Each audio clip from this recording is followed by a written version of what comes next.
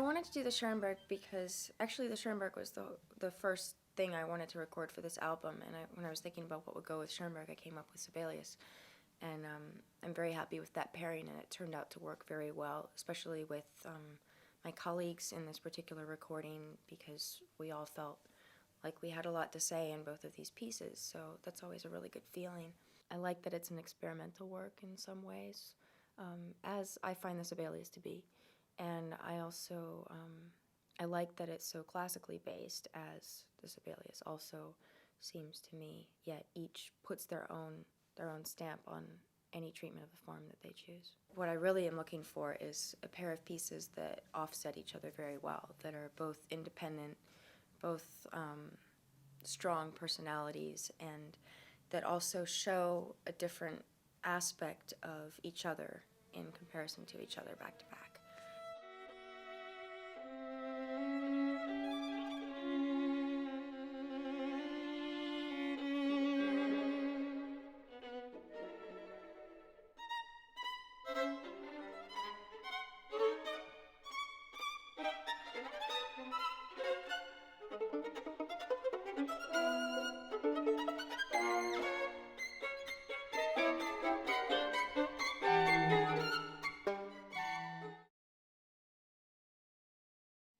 Yeah, there is a myth that you need 6 fingers to play the Schoenberg concerto, but I don't know how that would help, since out of 5 you only really have 4 to put on the strings. So is the 6th for putting on the strings, then you need 7 fingers, or is it? So you have 5 fingers on the strings, but I think more fingers would get in the way. So no, I don't believe that myth is true.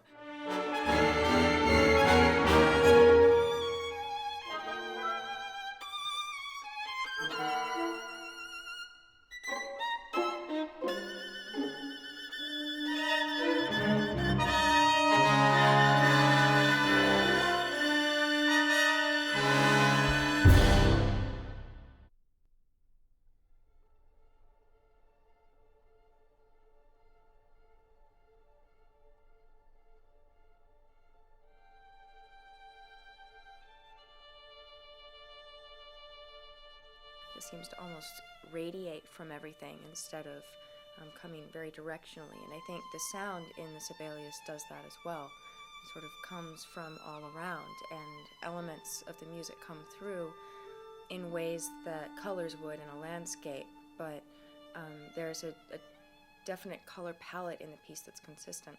I think what I notice in the Sibelius that's Nordic is just how he uses the musical language to express it's basically a color thing for me, to express the color of the music.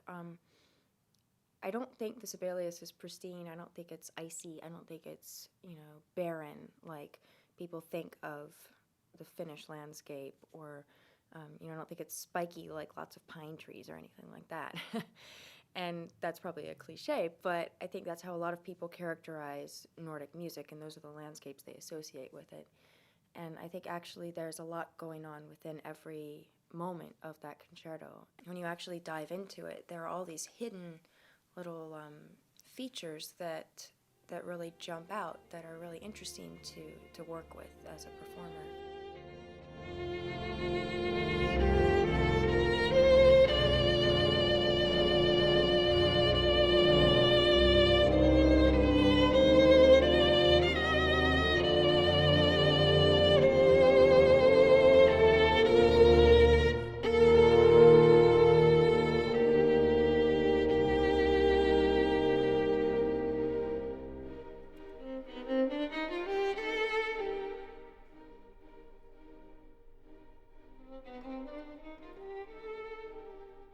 I really like working with Esa-Pekka because he's confident and very secure in his own musicianship, so it makes it very comfortable for me to work with him. And I find that the more experienced musicians are, and the more they've seen different sides of music, the more comfortable they are in their own skin, and the easier they are for me to work with, because I can learn a lot from them, and they offer me a lot that I've never been exposed to. And that I definitely get from Esa-Pekka. I think his experience as a composer helps a lot.